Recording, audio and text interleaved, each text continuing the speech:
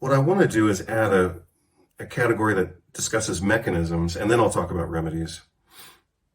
So we're going to go blue for mechanisms.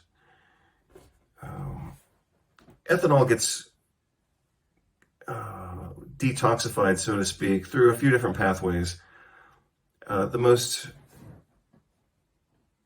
common of which I believe is, I think it's aldehyde reductase, if that's correct. I'll correct myself when I edit this and I have time to look it up. But this kind of also shows you how spontaneous this is. I think it's aldehyde reductase. But anyway, the intermediate products, as I recall, are aldehydes.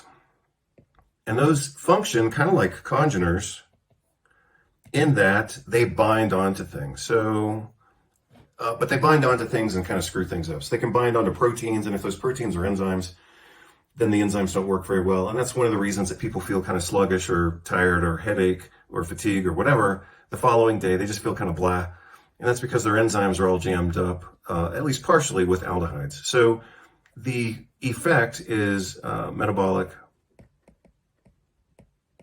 It's kind of like a metabolic monkey wrench.